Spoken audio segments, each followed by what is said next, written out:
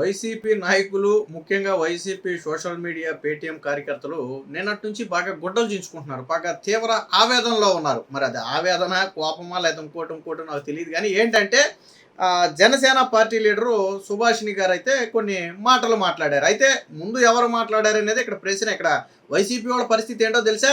వీళ్ళ సైడ్ ఉన్నటువంటి తప్పు మొత్తాన్ని కప్పిపుచ్చి ఎదుటి వ్యక్తుల మాటలను మాత్రమే ప్రొజెక్ట్ చేసే ప్రయత్నం చేస్తారు. అసలు ముందు కెలికింది ఎవరు, కెలికి తన్నించుకున్నది ఎవరు, ఇది కదా తేలాలి. ఈరోజు రోజా మొన్న కొన్ని మాటలు మాట్లాడింది. ముఖ్యంగా భువనేశ్వర్ గారు, అసలు రాజకీయాలతో సంబంధం లేని భువనేశ్వర్ గారిని తీసుకురావడమే కాకుండా ఆవిడ కొన్ని మాటలు మాట్లాడింది. దాంతోపాటు పవన్ కళ్యాణ్ కూడా ఇంక్లూడ్ చేస్తూ కొన్ని మాటలు మాట్లాడింది. దాంతో కౌంటర్లు ఇవ్వడం మొదలుపెట్టారు. అయితే ఇక్కడ ఏమి సుభాషిణి గారు బూతులు మాట్లాడలేదు. అంటే బూతులు అంటే వైసీపీ నాయకుల బూతులతో పోలిస్తే అసలు దీని బూతు పదమే అని అనకూడదు. అక్కడ ఆవిడ అన్న మాట ఏంటంటే అడ్డగాడిదని ఒక పదాన్ని వాడింది. అంతకు మించి అందులో పెద్ద బూత్ ఏం వాళ్ళ. అయితే ఇందులో ఈ ఇంతకంటే దారుణమైన పదాలు గతంలో కొడాలి నాని మాట్లాడాడు, వైసీపీ లీడర్లు మాట్లాడారు. ముఖ్యంగా రోజా కూడా గతంలో కొన్ని సందర్భాల్లో మాట్లాడింది. కాకపోతే వీళ్ళ కళకి ఇవేమీ కనపడలా. ముఖ్యంగా పవన్ కళ్యాణ్ ఆదేశాల మేరకే సుభాషిణి, పవన్ కళ్యాణ్ నిజంగా ఒకవేళ ఈరోజు ఆవిడ మాట్లాడిన దానికి పవన్ కళ్యాణ్ గారి ఆదేశాలు ఉన్నాయి అని అనుకుంటే, గతంలో కొడాలి నాని మాట్లాడిన దానికి, రోజా మాట్లాడిన దానికి, పేర్ని నాని మాట్లాడిన దానికి ఖచ్చితంగా జగన్మోహన్ రెడ్డి ఆదేశాలు ఉన్నాయని వాళ్ళు ఒప్పుకోవాలా. మరి అంతే కదా. ఈరోజు ఒకళ్ళు మాట్లాడిన దానికి వాళ్ళ అధినేత ఆదేశాలు ఉన్నాయని మీరు భావిస్తే, మీ పార్టీ నేతలు మాట్లాడిన దానికి, మీ పార్టీ నేతలు మాట్లాడిన బూతులకు, షర్మిలను, సునీతను, మీరు మాట్లాడిన దారుణమైన పదాలకు, అసలు షర్మిల చంద్రశేఖర్ రెడ్డి కూతురే కాదని చెప్పి మీ నాయకులు మాట్లాడిన మాటలకు జగన్మోహన్ రెడ్డి, భారతీరెడ్డి కారణమని ఒప్పుకోండి. జగన్మోహన్ రెడ్డి, భారతీరెడ్డి ఇద్దరు కారణమని ఒప్పుకోండి. ఎందుకు ఇందులో భారతీరెడ్డిని తీసుకొచ్చామని మీరు అనొచ్చు. ఇక్కడ భువనేశ్వరి గారు ఎలా అయితే రాజకీయాల్లోకి లాగారో, ఇక్కడ పవన్ కళ్యాణ్ గారి సతీమణిని ఎలా అయితే రాజకీయాల్లోకి లాగారో, అలాగే భారతీరెడ్డిని కూడా రాజకీయాల్లోకి లాగుతారు. మరి మీకు నొప్పి తెలియాలి కదా. నొప్పి తెలియాలంటే మీకు గుచ్చుకోవాలి కదా. మీకు గుచ్చుకుంటే కదా తెలిసేది. భారతీరెడ్డిని ఎందుకు తీసుకొచ్చారు అనేవాళ్ళు వీళ్ళని ఎందుకు తీసుకొచ్చారో చెప్పాలి. ఇక్కడ నేను భారతీరెడ్డినే తప్పుగా మాట్లాడాలా. భారతీరెడ్డి ఉందని అనుకోవాలన్నా నేను. అసలు నిన్న రోజా మాట్లాడింది అంటే ఒకసారి చూద్దాం. ఫస్ట్, నూతన సంవత్సరానికి చంద్రబాబు నాయుడు భార్య ఎక్కడికి వెళ్ళింది? హెరిటేజ్ లో కూర్చొని పాలు వెతుక్కుంటున్నారా? భార్య సమేతంగా ఈ రాష్ట్ర ప్రజలకి శుభాకాంక్షలు చెప్పాల్సిన అవసరం ఉంది కదా. మరి ఎక్కడ గాడుతులు కాస్తున్నారు? సో అక్కడ మాట్లాడింది ఏంటి? చంద్రబాబు నాయుడు గారు, భువనేశ్వర్ గారు భార్య సమేతంగా నూతన సంవత్సర శుభాకాంక్షలు చెప్పాలి కదా. భువనేశ్వరి ఎక్కడికి వెళ్ళింది? హెరిటేజ్లో పాలు పితుకుతుందా అని మాట్లాడింది. అంటే వీళ్ళకి హెరిటేజ్ కంపెనీ ఉంది కాబట్టి హెరిటేజ్లో పాలు పితుకుతుందా అని రోజా మాట్లాడింది. భువనేశ్వరి గారికి రాజకీయాలకు ఏమైనా సంబంధం ఉందా? భువనేశ్వరి గారు రాజకీయాల్లో ప్రజలకు శుభాకాంక్షలు చెప్పాలి, చంద్రబాబు నాయుడు గారు ఒక్కలే చెప్పకూడదని ఎక్కడైనా ఉందా? రాజకీయాలతో ఆవిడికి సంబంధం ఉందా? మరి ఆ లెక్కన భారతీరెడ్డి జగన్మోహన్ రెడ్డి 5 ఏళ్ళు సీఎంగా ఉన్నప్పుడు ఇద్దరు సతీ సమేతంగా కలిసి వచ్చి ఉగాది పండుగ నాడు, ఉగాది పండుగ, నూతన సంవత్సరం అంటే ఉద్దేశం ఉగాది పండుగ నాడు, ఉగాది పండుగ నాడు ఎన్ని సంవత్సరాలు కలిసి ఉగాది శుభాకాంక్షలు చెప్పారు? నేను రోజాను అడుగుతున్నా. ఎన్ని సంవత్సరాలు వాళ్ళిద్దరు కలిసి శుభాకాంక్షలు చెప్పారు? గత సంవత్సరం అసలు ఉగాది వేడుకల్లో జగన్మోహన్ రెడ్డి కానీ, భారతీరెడ్డి కానీ, వాళ్ళ కుటుంబం కానీ పాల్గొనలా. ఈ సంవత్సరం ఎందుకు పాల్గొన్నారు? జగన్మోహన్ రెడ్డి సీఎంగా ఉన్నప్పుడు సంక్రాంతి వేడుకకు తాడేపల్లిలో ప్రజల సొమ్ముతో సెట్టేసి మరీ చేయించి భజన చేయించుకున్న జగన్మోహన్ రెడ్డి ఓడిపోయిన 2 సంవత్సరాల్లో, ఈ 2 సంవత్సరాల్లో సంక్రాంతి వేడుకలో ఎక్కడ పాల్గొనలా. ఎందుకు పాల్గొనలా నేను అడుగుతున్నా. జగన్మోహన్ రెడ్డి ఎందుకు సంక్రాంతి వేడుకల్లో పాల్గొనలా? గతంలో సీఎంగా ఉన్నప్పుడు సెట్టేసాడు కదా.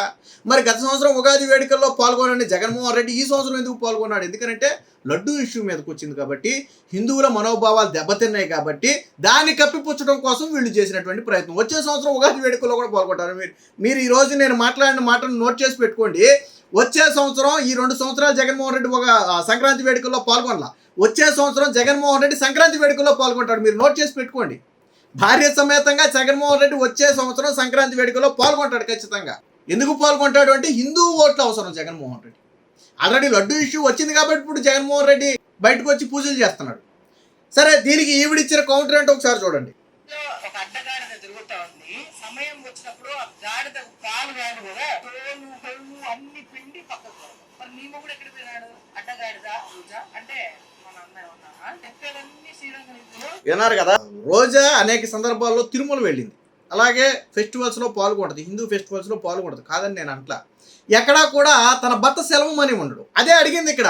నువ్వు చంద్రబాబు నాయుడు గారి సతీమణి భువనేశ్వరి గారు ఎందుకు లేరు కనపడలేదని అడిగావు కదా, మరి నీ మొగుడు సెలవమని ఎక్కడా నీతో పాటు కనపడలేదేంటి ఆ రోజా అని అడ్డగాడిద అని ఒక పదాన్ని వాడింది. ఎందుకంటే గాడిదలు కాస్తున్నారు అనే పదాన్ని ఆల్రెడీ రోజా వాడింది కదా గతంలో ఆ భువనేశ్వరి గారి మీద. కాబట్టి వాళ్ళు ఇందులో పచ్చిబూతులేమి లేవు మాట్లాడుకోవడానికి. ఈ అడ్డగాడిద అనే పదం అంటే ఇలా కోపం వచ్చిందంట. అసలు అడ్డగాడిద అనే పదం కోపం వస్తే రాజకీయాల్లోని వ్యక్తుల్ని రాజకీయాల్లోకి తీసుకొస్తే ఎంత కోపం రావాలి. గతంలో కొడాలి నాని లాంటి వాళ్ళు, వల్లభనేని వంశీ లాంటి వారు లకారంతో భాషలు మాట్లాడితే ఎంత కోపం రావాలి. అసెంబ్లీలో చంద్రబాబు గారి సతీమణిని అవమానిస్తే ఎంత కోపం రావాలి. మరి వీటన్నిటికీ సమాధానాలు ఎవడు చెప్తాడు? వీటన్నిటికీ సమాధానాలు ఎవడు చెప్తాడు? పైగా వీళ్ళు మాట్లాడిన దానికి వెనకమాల లీడర్స్ ఉన్నారంట. అలా అయితే జగన్మోహన్ రెడ్డి కూడా ఉన్నాడని ఒప్పుకోవాలా? రోజా ఈరోజు చంద్రబాబు గారి గురించి మాట్లాడిన దాని వెనక జగన్మోహన్ రెడ్డి ఉన్నాడని ఒప్పుకోండి. అప్పుడు మీరు వాళ్ళ వెనకమాల ఆ లీడర్లు ఉన్నారని చెప్పి మీరు మాట్లాడవచ్చు. వాళ్ళు మాట్లాడిచ్చారని మీరు మాట్లాడవచ్చు. అప్పుడు ముందు జగన్ మాట్లాడిచ్చారని ఒప్పుకోవాలి. అసలు నేను ఇందాకే చెప్పా, అసలు ఈ టాపిక్ని తీసుకొచ్చిందే రోజా. ఈ నూతన సంవత్సర శుభాకాంక్షల విషయంలో ఈ టాపిక్ని తీసుకొచ్చిందే రోజా. రోజా తీసుకొచ్చి హద్దు మీరు మాట్లాడింది. ఆవిడ మామూలుగానే మరి భువనేశ్వర్ గారు ఎక్కడా కనపడలేదు, ఆవిడ కూడా కనపడి శుభాకాంక్షలు చెప్పాలి కదా అని ఒక మాటను వదిలేస్తే సరే అది వేరుగా ఉండేది. హెరిటేజ్లో పాలు పితుకుతుందా అని మాట్లాడిన మాటలు తప్పు, గాడిదలుగా వస్తున్నారా అనే మాటలు మాట్లాడటం తప్పు. ఎందుకంటే రాజకీయాలతో భువనేశ్వర్ గారికి సంబంధం లేదు. భువనేశ్వర్ గారికి రాజకీయాలతో సంబంధం లేదు, ఆమె తీసుకురావడం కుదరదు. అలా తీసుకొస్తే రాజకీయాల్లో లేకపోతే నీ మొగుడిని కూడా తీసుకురావాలి. ఇంతకుముందు ఎప్పుడు రోజాని విమర్శించారు తప్ప రోజా భర్తను ఎప్పుడు విమర్శించాలా. రోజా ఇతర మగాళ్ళ గురించి మాట్లాడినప్పుడు మాత్రమే రోజా భర్తను అందులోకి లాగారు. ఇప్పుడు కూడా నువ్వు భువనేశ్వర్ గారు రాజకీయాల్లో లేని ఒక వ్యక్తిని లాగి ఎక్కడా కనపడలేదు అన్నావు కాబట్టి నీ మొగుడు ఎక్కడా కనపడలేదు, ఎక్కడికి వెళ్ళాడని చెప్పి వాళ్ళు అడిగారు. తప్పేముంది? దీన్ని నేను ఫస్ట్లోనే చెప్పా, కెలికి తన్నించుకున్నది రోజానే. నువ్వు మైకు ముందు పెట్టేటప్పటికి పాపం రోజాకి ఏమన్నా ఒక రకమైనటువంటి పూనకం వస్తుందో ఏమో తెలియదు, కానీ పాపం నోటికి ఏదో వస్తే అది మాట్లాడుద్ది. కానీ సమాజం యాక్సెప్ట్ చేయడు కదా. ఇప్పుడు నీకు నోరుంది, ప్రజలకి నోరుంది. నీకు వాక్ స్వాతంత్రం ఉంటే ప్రజలకి వాక్ స్వాతంత్రం ఉంది. నీకు సోషల్ మీడియా ఉండి నీకు మనుషులు ఉంటే వాళ్ళకి సోషల్ మీడియాలు ఉన్నాయి, వాళ్ళకి మనుషులు ఉన్నారు. నీకు ఏదైతే ఉన్నాయో వాళ్ళకి అయ్యే ఉన్నాయి కదా. ఇప్పుడు అందరూ చట్టం ముందు అందరూ సమానులే కదా. ఒకవేళ లేదు ఇది శిక్షార్హమైన తప్పు అంటే ముందు నేను శిక్షించాలి. వాళ్ళు మాట్లాడిన మాటలు తప్పు, ఖచ్చితంగా వీళ్ళని శిక్షించాలి అంటే ముందు అసలు రాజకీయాల్లో లేని వ్యక్తులను లాగినందుకు ముందు రోజాని శిక్షించాలి. ఆ తర్వాత వాళ్ళకి శిక్ష చేద్దాం. ముందు శిక్ష నీకు పడాలా. ఎందుకంటే కెలికి తన్నించుకున్నది రోజా. బహుశా నేను అనుకోవడం ఏంటంటే రోజా ఎప్పుడు టైం లైన్లో ఉండాలి, సోషల్ మీడియాలో కనపడాలి, రోజా మాట ఎక్కువ వినపడాలి అని ఏమన్నా ఫీల్ అవుద్దా, లేకపోతే సోషల్ మీడియాలో తనకంటూ ఒక ఇమేజ్ తెచ్చుకోవడం కోసం పాకులాడుతూ నాకు తెలియదు. కానీ గతంలో రోజా మాట్లాడిన అనేక వివాదాస్పద వ్యాఖ్యలు మనందరికీ తెలిసిందే. నువ్వేమన్నా చేస్తావా నన్ను, లేకపోతే నేను ఎస్సీ ఎస్టీ కాదు దగ్గరికి రావచ్చు లాంటి పదాలు కావచ్చు. గతంలో పవన్ కళ్యాణ్ ఎయిర్పోర్ట్లోకి వచ్చినప్పుడు వాళ్ళకి ఆ వేలు చూపించి మాట్లాడటాలు కావచ్చు, ఇలా వేలు చూపించి మాట్లాడటాలు కావచ్చు, ఇలాంటివి చాలా ఉన్నాయి. అందుకనే అంటే రోజా రాజకీయంలా చూస్తే రోజాను కూడా రాజకీయం అసలు నగరీలో నేను దేకేవాడే లేడు. ఫస్ట్ నువ్వు రాష్ట్రం గురించి మాట్లాడుతున్నావు కానీ నీ నగరీ నియోజకవర్గంలోనే నేను దేకేవాడు లేడు. నీ నగరీ నియోజకవర్గంలో నువ్వు ఓడిపోతే వైసీపీ కార్యకర్త సంబరాలు చేసుకున్నారు, గెలిచినందుకు టీడీపీ సంబరాలు చేసుకోవాలా. నగరీలో టీడీపీ గెలిచినందుకు సంబరాలు చేసుకోవాలా. వైసీపీ నుంచి రోజా ఓడిపోయినందుకు వైసీపీ కార్యకర్త సంబరాలు చేసుకున్నారు. అది నీ నియోజకవర్గంలో నీకు ఉన్నటువంటి పట్టు, అది నీ నియోజకవర్గ ప్రజలకి నీ మీద ఉన్నటువంటి ప్రేమ.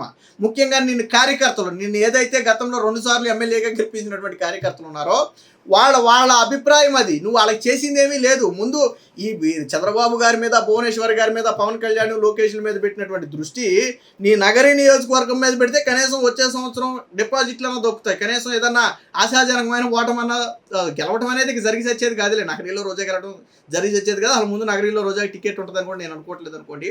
కాకపోతే వీళ్ళ మీద పెట్టిన శ్రద్ధ నీ నియోజకవర్గ ప్రజల మీద, వాళ్ళ సమస్యల మీద పెడితే కనీసం రేపొద్దున 4 ఓట్లైనా వస్తాయి.